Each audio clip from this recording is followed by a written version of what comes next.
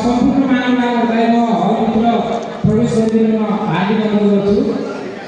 हाम्रो कार्यक्रम अब छिटै सुरु गरिराखेको छ र कार्यक्रम हाम्रो अतिथिहरू पनि आउने क्रम बाँकी नै छ।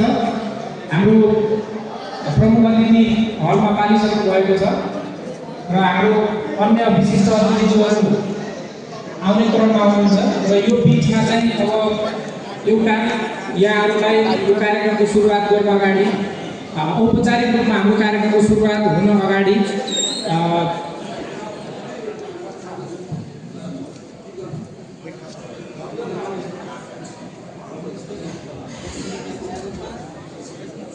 र यो भन्दा अगाडि कार्यक्रमको औपचारिक रूपमा सुरुवात गर्न अगाडि एउटा चाहिँ भक्ति गीतबाट म यहाँको बिचमा चाहिँ एउटा भक्ति गीत हाम्रो कलाकार जागेश कुमार ठाकुर जो सिराहा जिल्ला मिर्चिया नगरपालिका 8 सीतापुरको बासिन्दा हुनुहुन्छ। उहाँले एउटा भक्ति गीत यहाँको बिचमा प्रस्तुत गर्न गइराख्नु भएको छ। म कलाकार जागेश कुमार ठाकुरलाई यहाँ स्टेजमा निम्त्याउँछु।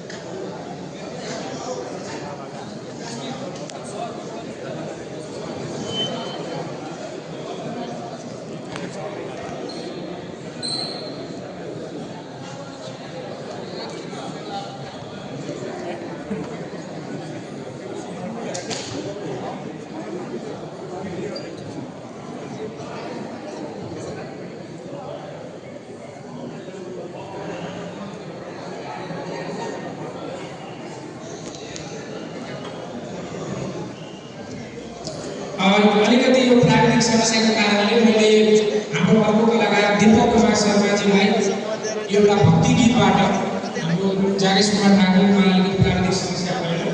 दीपक कुमार शर्माजीलाई भक्ति गीतबाट उहाँलाई स्वागत कार्यक्रमलाई चाहिँ अगाडि बढाइदिनु म हामी गर्दछु।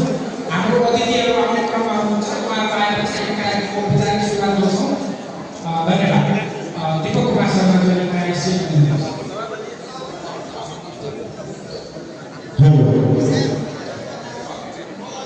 नमस्ते सम्पूर्ण वरिष्ठ अतिथिगणमा मेरो नमन र सर्वप्रथम जय नेपाल जय मधेस। आज म भक्ति गीतबाट ओपनिङ गर्न गइरहेको छु। भक्ति गीत रहेछ मैथिलीमा आदरणीय महाकवि विद्यापति श्री रचल जय जय गुरु। म पहिले साउन्ड चेक गर्छु।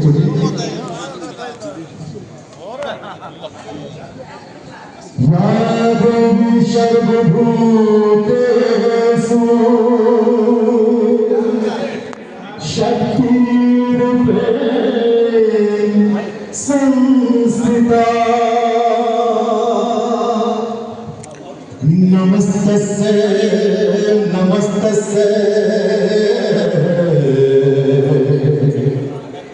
नमस्तस्यै नमो नमः।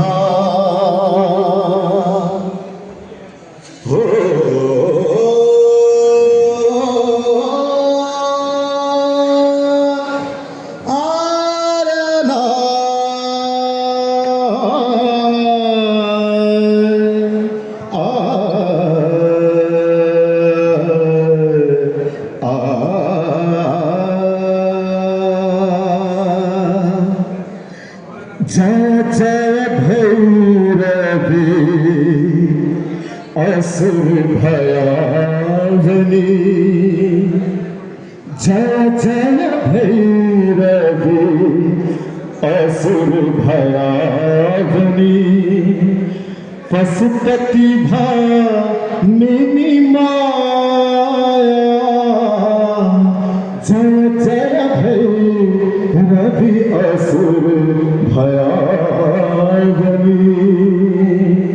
म्युजिसियन इन्स्ट्रुमेन्ट टिमसँग अगाडि सकेपछि यो सङ्गको रिदम म्युजिक बजाइदिनु होला।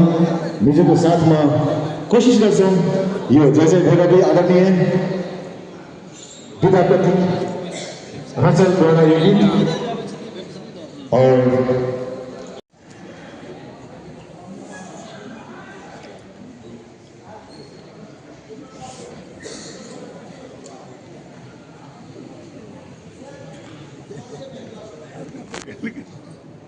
दर्शन है दर्शन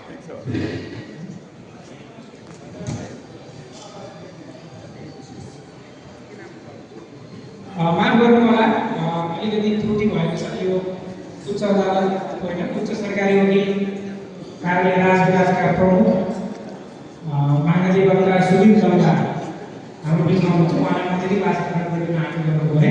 त्यसै गरिकन सिराहा जिल्लाका पूर्व एसपी रामचन्द्र श्रेष्ठ सर हाम्रो बिचमा हुनुहुन्छ। उहाँलाई पनि म अतिथिको आसन ग्रहण गरिदिन आग्रह गर्नुपर्छु। त्यसै गरी वरिष्ठ अधिवक्ता शम्भु पोखरेल सरलाई पनि म अतिथिको आसन ग्रहण गरिदिनु हार्दिक अनुरोध गर्छु। वरिष्ठ अधिवक्ता शम्भु पोखरेल सर।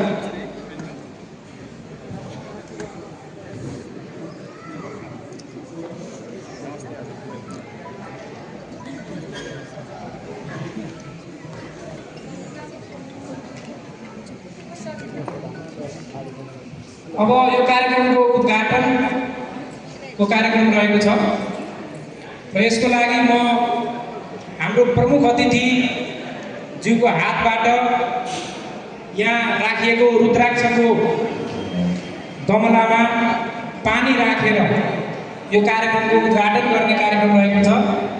म साथीहरूलाई हाम्रो प्रमुख अतिथिज्यूलाई गमलासम्म वा गमलालाई प्रमुख अतिथिज्यूसम्म पुर्याउने व्यवस्था गर्न हार्दिक अनुरोध गर्छु।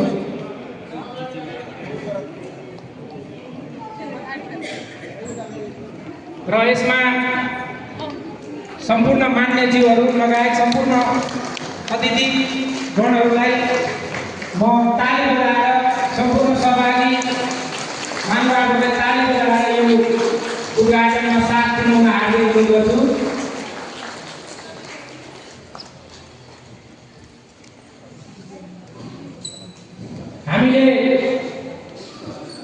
हामीले यो आज जुन उद्घाटन कार्यक्रम जुन सेवा विभागको महानिर्देशक लगायत स्वास्थ्य क्षेत्रमा लामो समय सेवाका पश्चात लोकसेवा आयोग 2035 देखि 2047 र राष्ट्रिय मानव अधिकार आयोग 2057 देखि 2062 सम्म सदस्यको रूपमा काम गरी नेपालको प्रशासनिक तथा मानव अधिकारको क्षेत्रमा उल्लेखनीय योगदान गर्नुका साथै अन्य सामाजिक क्षेत्रमा समेत अतुलनीय योगदान पुर्याउनु भएको छ।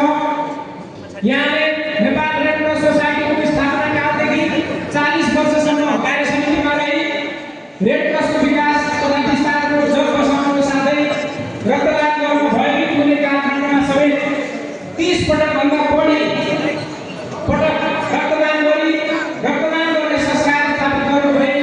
राष्ट्रिय ज्येष्ठ नागरिक महासङ्घको अध्यक्ष पदमा रहँदा ज्येष्ठ नागरिकको सुरक्षा र संरक्षणको विषयमा अन्तर्राष्ट्रिय स्तरमा समेत सशक्त अवतार उठाउनुभयो।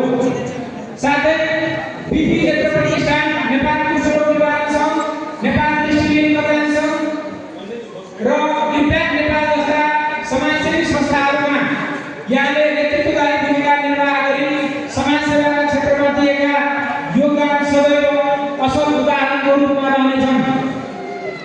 तत्कालीन प्रमुख